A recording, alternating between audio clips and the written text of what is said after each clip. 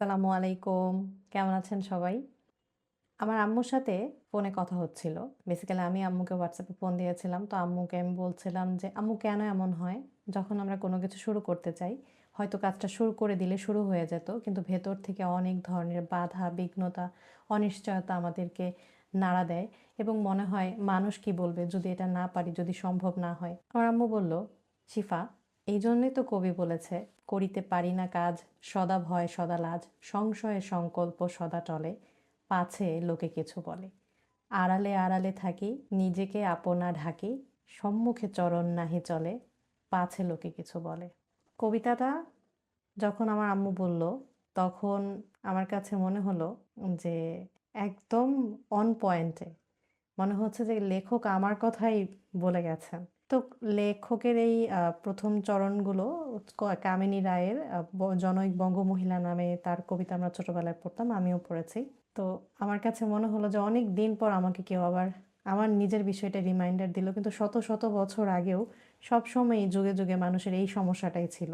তো আমার আম্মু আবার খুব কবিতা ভালোবাসেন। তিনি বিভিন্ন রকমের কবিতা এরকম মুখস্থ ছোটবেলা থেকেই করেছিলেন এবং আমাকে টাইম টু টাইম শোনাতেন। যেমন বৃষ্টির দিনে তিনি কবিতা শোনাতেন। রিমঝিম ঝড়ে নীর এলো যে বাদল যেন বাজিয়ে মাদল, একি হরদম থমথম গম গম স্বর শুনে ছমছম করে হিয়া কাঁপে অন্তর।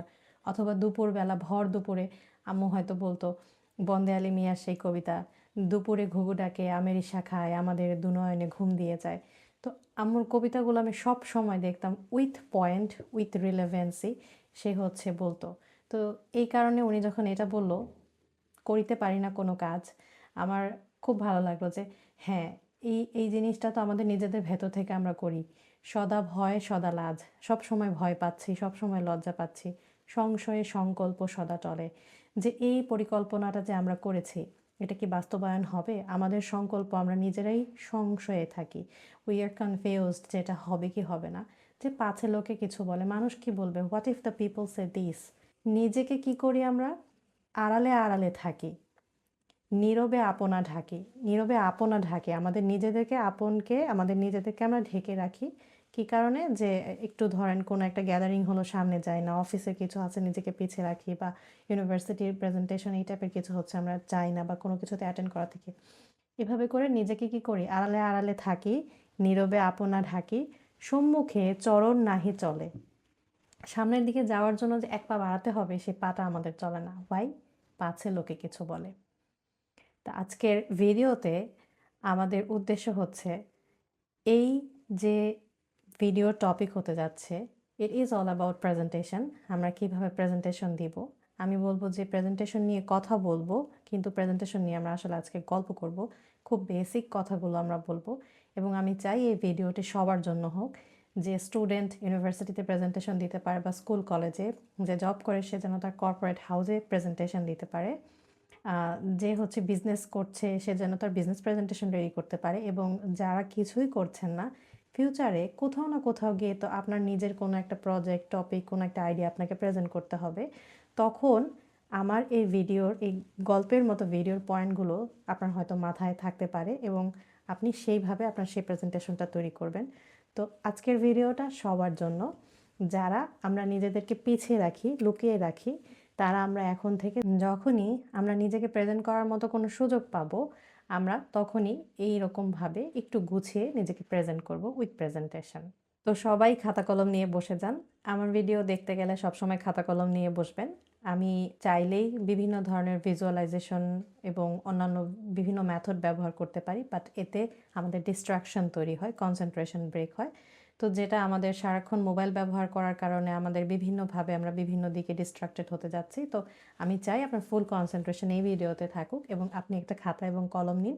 যে পয়েন্টগুলো আপনার মনে হয় রিলেভেন্ট আপনার সাথে, আপনি লিখে ফেলুন। আপনার মনে হয় যে এই বিষয়গুলো নিয়ে ফার্দার আপনি রিসার্চ করবেন, সেটা লিখে ফেলুন।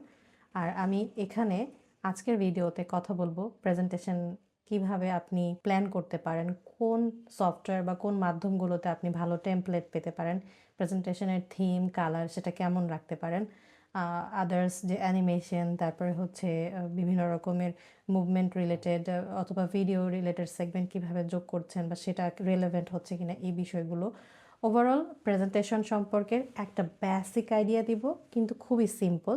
এবং খুবই গোছানো। মনে রাখবেন একটা প্রেজেন্টেশনের ইটস অল অ্যাবাউট 80% ইউ, আর 20% হচ্ছে সেই প্রেজেন্টেশনটা যেটা আপনি বানিয়েছেন, যেটা আপনি হয়তো পিপিটিএক্স আকারে হচ্ছে শো করবেন। আপনি যদি সুন্দর করে সেটা প্রেজেন্টেশন করতে না পারেন, আপনি কি তৈরি করেছেন সেটা যদি মানুষকে ব্যাখ্যা করতে না পারেন, তাহলে আপনার প্রেজেন্টেশনটা প্রাণবন্ত হবে না, মানুষের মন ছুবে না, এবং আপনি আপনার প্রেজেন্টেশন শেষ করার পর আপনার অডিয়েন্সের মুখের দিকে তাকিয়ে আপনি বুঝতে পারবেন যে আপনার প্রেজেন্টেশনটা আসলে হয়তোটা অতটা ফলপ্রসূ হয়নি। আবার আপনার প্রেজেন্টেশন যদি ভালো হয়, তাদের মুখের হাসি বা তাদের নোটেড সাইন এগুলো আপনাকে অনুভূতি দিবে যে না, প্রেজেন্টেশনটা আসলে ভালো হয়েছে। তো একটা প্রেজেন্টেশনের 80% হচ্ছে ইউ, আপনার প্রেজেন্টেশন স্টাইল, আর 20% হচ্ছে সেই ম্যাটেরিয়ালস যেটা দিয়ে আপনি হচ্ছে ডেলিভারি দিচ্ছেন। তো এখন প্রেজেন্টেশন যে দিবেন, শুরুতেই আমরা একটা কথা মাথায় রাখি, প্রেজেন্টেশন হতে হবে সহজ বোধ্য ভাষায়। কারণ আপনি যে দর্শক শ্রোতা পাবেন কথা বলার জন্য, সবার আইকিউ স্প্যান, সবার বোঝার ক্ষমতা সমান হবে না।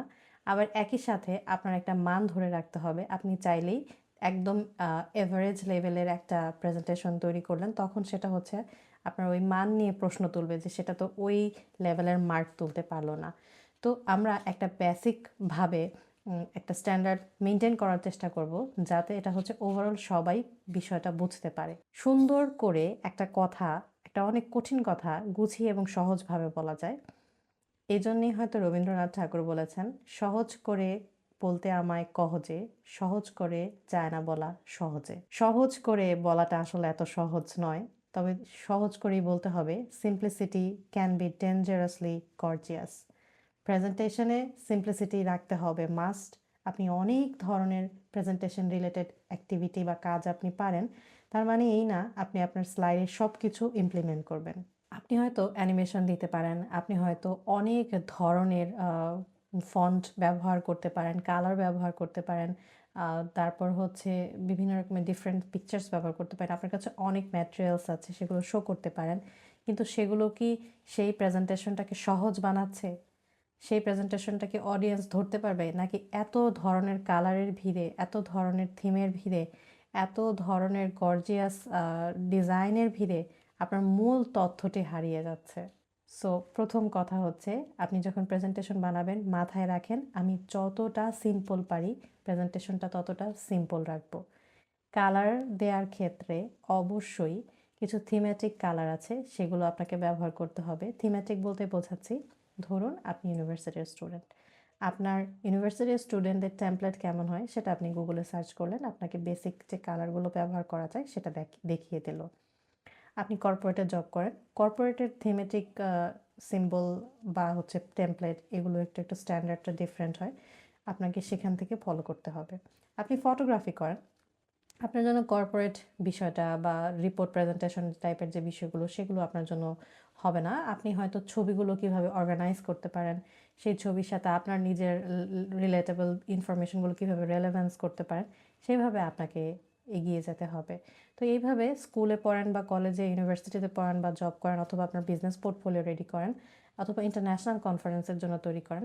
যেমন ইন্টারন্যাশনাল কনফারেন্সের মধ্যে সারা পৃথিবী থেকে বিভিন্ন মানুষ যায়, তখন মাথায় এটা রাখতে হয় এখানে at the same time multiculture মানুষকে বিভিন্ন বিষয় বোঝাতে হবে।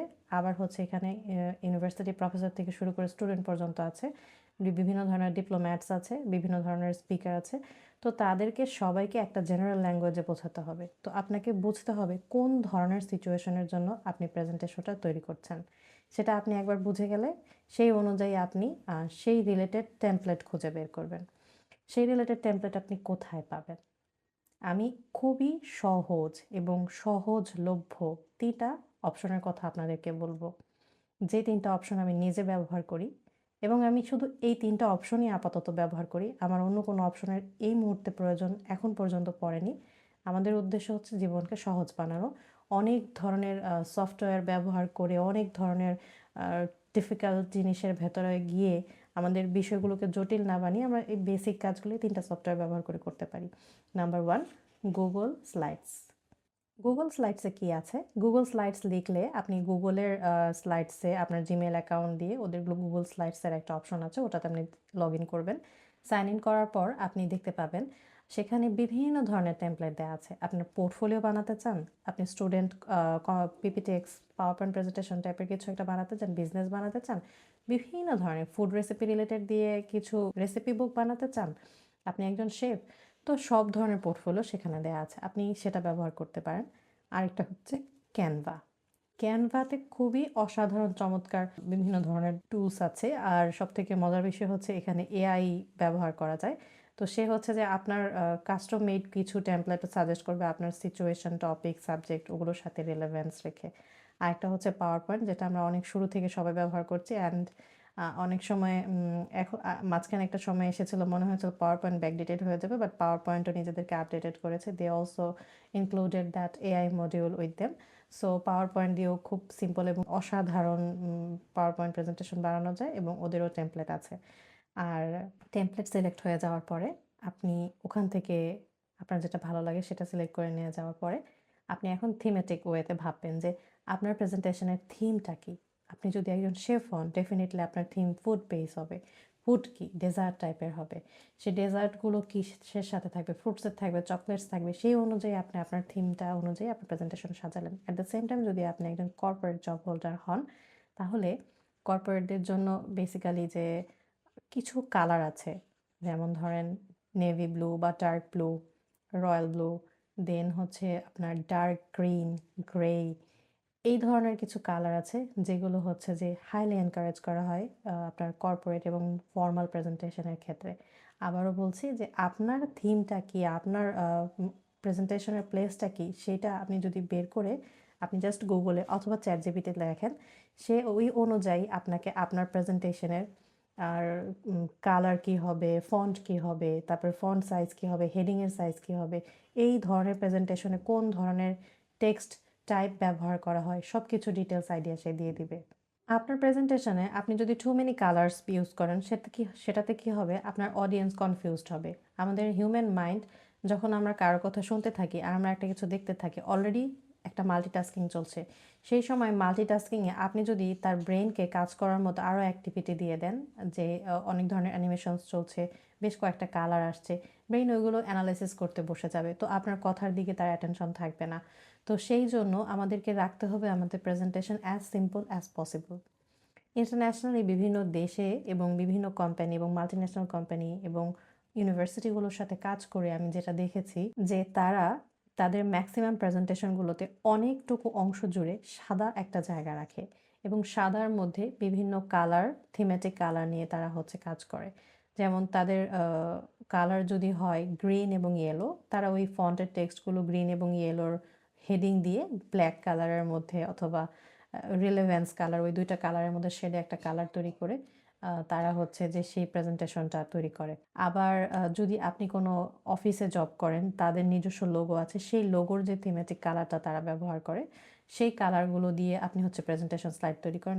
আপনার প্রেজেন্টেশনের স্লাইডে টু মেনি ডেসক্রিপশনস লিখতে যাবেন না, ওখানে রচনার মতো লিখবেন না, ডিটেলস ইনফরমেশন লিখবেন না। মনে রাখবেন আপনি সেগুলো মুখে বলবেন, আর যে পয়েন্টগুলো নিয়ে কথা বলবেন সেগুলো বুলেট পয়েন্ট আকারে আপনি প্রেজেন্টেশনের মধ্যে রাখবেন। যেমন আপনি বললেন যে আমি রিলেশনশিপ ম্যানেজমেন্ট নিয়ে কথা বলবো আজকে। রিলেশনশিপ ম্যানেজমেন্টের ডেফিনেশনটা আমরা ওখানে লিখবো না, আমরা লিখবো যে ডেফিনেশন। তখন ডেফিনেশনটা সম্পর্কে আপনি মুখে বললেন, তারপর হচ্ছে যে সাম এক্সাম্পলসগুলো কি সেটা আপনি মাথায় রাখলেন, অথবা সেগুলোর কয়েকটা পিকচার রাখলেন, পিকচার দিলেন। পিকচার দেখে আপনারও মনে হয়ে গেল যে কোন স্টোরিটা আমরা রিলেভেন্ট দিতে যাচ্ছি, এবং সেই সাথে তাদেরকে পিকচার দিয়ে ওইটাতে কানেক্ট করে আমরা কথা বললাম। একটা কথা মাথায় রাখতে হবে, কখনো আপনি যখন পাবলিক স্পিকিং করবেন অথবা প্রেজেন্টেশন দিবেন, অতিরিক্ত ডাটা, অপ্রয়োজনীয় ইনফরমেশন, মানুষের অযাচিতভাবে মেনশন করা নাম, সাল, তারপরে হচ্ছে সিম্বল, এগুলো ব্যবহার করে অডিয়েন্সকে কনফিউজড করবেন না। কারণ অডিয়েন্স যখনই এই ধরনের ইনফরমেশনগুলো শোনে, তখনই সে ডিস্ট্রাক্টেড হতে শুরু করে, বোরিং ফিল করতে শুরু করে। আপনার হচ্ছে স্টোরি টেলিং বা ডট কানেক্টস করা, সব কিছুতে তো স্টোরি টেলিং আসবে না, কিন্তু পয়েন্টের সাথে পয়েন্ট কানেক্ট করে এবং এন্ডিংয়ে সেটা কানেক্ট করে সেটার একটা সামারি দেয়া। কানেক্টিং দ্য ডটস কেন ইম্পর্ট্যান্ট, এটা স্টিভ জবসের একটা কথা, যে লাইফের প্রত্যেকটা পয়েন্ট একটা পয়েন্টের সাথে ডট হিসেবে কানেক্ট হয়ে যায় একটা সময়, সুনার অর লেটার। আমরা হয়তো আজকে যেটা হচ্ছে রিয়েলাইজ করি না, 10 বছর পরে সেটা আমরা ঠিকই একটা প্রয়োজনে কানেক্ট করতে পারি। এটার কারণ হচ্ছে অডিয়েন্স যাতে হারিয়ে না যায়। আপনি এখন কথা বলছেন বাংলাদেশের ভৌগোলিক অবস্থান নিয়ে, একটু পরে চলে গেলেন আপনি খাবারের একটা টপিক নিয়ে কথা বলতে, তারপরে আপনি একটু পরে ফেরত আসলেন যে ইকোনমির একটা পার্সেন্টেজ নিয়ে। তো এতে করে হচ্ছে কি দর্শক বিভ্রান্ত হচ্ছে। সো দর্শককে কিছুক্ষণ পরপর একটা রিমাইন্ডার দেয়া যে এখন আমরা এখানে রিলেভেন্স পয়েন্টে আছি, সেটা আপনি মুখে করতে পারেন। সেটা আপনার যে রিলেভেন্ট প্রেজেন্টেশনটার স্লাইডটা আছে সেটার মধ্যে আমরা কালার দিয়ে তারপরে হচ্ছে পিকচারগুলোর সাথে সামঞ্জস্য রেখে কোনো একটা পয়েন্টে এসে এভাবে করে তাদেরকে রিলেভেন্সি বারবার আমরা বোঝাবো এবং শেষে একটা মিনিংফুল এন্ডিং দেওয়া খুবই প্রয়োজন যে এতক্ষণ পর্যন্ত আমরা যা শিখলাম এটার এই রিজনটা হচ্ছে এটা। এবং আমার কাছে মনে হচ্ছে যে এই জিনিসটা অবশ্যই সম্ভব যদি আমরা চেষ্টা করি এবং আমরা এটা প্রমাণ করে দেখলাম যে এটা এভাবে হচ্ছে। এটা একটা উদাহরণ হিসেবে বললাম। তো আমাদেরকে মনে রাখতে হবে যে যেকোনো কিছুর এন্ডিংটা যদি টানতে না পারি প্রপারলি, মানুষ বা অডিয়েন্স হচ্ছে সেখানে কানেক্টেড ফিল করে না এবং এটাকে মিনিংলেস মনে করে। কারণ এত দীর্ঘ সময়ের আপনি ১০ বা ১৫ মিনিট একটা কথা বলার পর ডেফিনিটলি শুরু থেকে শেষ পর্যন্ত সবকিছু তার মনে থাকবে না। শেষে একটা সামারি দিলে তার এই বিষয়টা পুরোপুরি মনে থাকবে। আমি একটু উদাহরণ দিই। যেমন ধরেন আমি স্ট্রেস ম্যানেজমেন্ট নিয়ে কথা বললাম। তারপর আমি শেষ করে বললাম যে স্ট্রেস ম্যানেজমেন্ট এমন একটা জিনিস যা কখনোই সম্ভব না যে পুরোপুরি চলে যাবে। কিন্তু আপনি আপনার টাইম ম্যানেজমেন্ট এবং ওয়ার্ক ম্যানেজমেন্টের মাধ্যমে স্ট্রেস খুব সুন্দর করে হ্যান্ডেল করতে পারবেন। তো আমরা যদি এটা করতে পারি আমাদের লাইফটা সুন্দর হবে। তো এইভাবে করে আমরা আমাদের প্রেজেন্টেশনের একটা মিনিং টানতে পারি। আমরা এখন একটা গল্প বলবো। গল্পটা হচ্ছে ইলন মাস্কের। ইলন মাস্ক কেন এত বড় ব্যবসায়ী হতে পেরেছে জানেন? কারণ সে তার মেসেজটা সবার কাছে অনেক ক্লিয়ারলি এক্সপ্লেইন করতে পারে। আপনি যদি রকেট সায়েন্স বলেন আর সেই রকেট সায়েন্স যদি আমাকে না বোঝাতে পারেন, definitely I will be not into that rocket science. Elon Musk সেই কাজটিই করেছে। সে রকেট সায়েন্স বিষয়টা নরমাল মানুষকে নরমালভাবে সে বুঝিয়ে দিয়েছে। তাকে প্রশ্ন করা হয়েছিল টেসলার ব্যাটারি ৮০% চার্জ হতে যে সময় লাগে, পরবর্তী ২০% চার্জ হতেও প্রায় সেই একই সময় লাগে এবং কেন মনে হয় যে ইট ফিলস লাইক ফরএভার? যেটা হচ্ছে চার্জ তো হচ্ছেই ৮০% থেকে ১০০%, এটা কেন হচ্ছে না? তখন ইলন মাস্ক বলেছিল যে এটার কারণ হচ্ছে লিথিয়াম আয়ন ব্যাটারির ভেতরে খুব দ্রুত মুভ করতে থাকে যখন ব্যাটারি লো স্টেজে থাকে। বিষয়টা হচ্ছে এরকম যে আপনি একটা খালি পার্কিং প্লেস পেলেন, আপনি গাড়ি নিয়ে এসে ঢুকলেন এবং আপনার গাড়িটা পার্ক করার মতো এনাফ জায়গা আছে সেই পার্কিং স্লটে। তো আপনি যখনই ঢুকলেন আপনি ইজিলি একটা জায়গা পিক করে গাড়িটা পার্ক করে বের হয়ে চলে যেতে পারলেন। তো এই লিথিয়াম আয়নটা ব্যাটারিটা যখন খালি থাকে তো এরকম ভেতরে সেলের মধ্যে ঢুকে এবং এনাফ জায়গা থাকে তার যে কোনো একটা জায়গায় বসার জন্য, ব্যাটারি সেলে ফিট হয়ে যাওয়ার জন্য সেখানে ঢুকে যায়। এভাবে করে ৮০%-এর সময় সে এনাফ জায়গা পায় গাড়িটা গ্যারেজে ঢুকে পার্কিং করার মতো। তো এখন আমরা যদি দেখি পার্কিং এরিয়াটা পুরোপুরি ভরে গেছে, যেমন ধরেন বসুন্ধরা সিটির পার্কিং এরিয়াতে আমরা ঢুকলাম, দেখলাম যে পুরোই ভরা। তো আপনার একটা গাড়ি পার্ক করার জন্য আপনাকে ওখানে ১০ মিনিট ঘুরতে হলো যে কোথায় একটা ফাঁকা জায়গা আছে আপনি এখানে বসবেন। ঠিক এই আয়নগলার ক্ষেত্রে তাই হয়। তো সে যখন 80% ফিল হয়ে যায় তখন এরপরে ঘুরতে থাকে যে কোথায় একটা উপযুক্ত খালি জায়গা আছে যেখানে সে বসবে। এই কারণে এই ২০% আয়নের বসতে ওই ৮০% আয়নের সমান সময় লাগে। তো ইলন মাস্ক এই সিম্পল জিনিসটা আমাদের সিম্পল মানুষের ভাষায় সে বুঝিয়ে আমাদেরকে সে রকেট সায়েন্স এক্সপ্লেন করে দিল যে কেন টেসলার ব্যাটারিতে 80%-এর পরে 20% চার্জ হতে এত টাইম লাগে। তো আমাদেরকে সবসময় মাথায় রাখতে হবে যে আমরা যত জটিল একটা বিষয়ই হোক না কেন, দেয়ার ইজ এ ওয়ে যেটা আমরা সহজভাবে সেই মানুষকে উপস্থাপন করতে পারি। যদি আমরা সেভাবে উপস্থাপন করতে পারি সেটার গ্রহণযোগ্যতা বাড়বে, কারণ আমরা সব সময় অনেক জটিলভাবে ইনফরমেশন নেওয়ার মতো স্টেজে থাকি না এবং অডিয়েন্সের মধ্যে সবাই থাকে না যে ওই বিষয়টা একদম এক্স্যাক্টলি খুব শার্পভাবে ধরে নিতে পারবে। কিন্তু মোটামুটি একটা অ্যাভারেজ স্ট্যান্ডার্ড মেনটেন করে আমরা যদি প্রেজেন্টেশনটা করতে পারি তাহলে এটা সবাই বুঝে ফেলবে এবং সবাই তখন একটু ডিসকাশন করার মতো একটা সুযোগ পাবে। এখন আজকের ভিডিওতে কিছু এক্সট্রা টিপস দিব, যেটা আমার মনে হয় বলা খুবই জরুরি।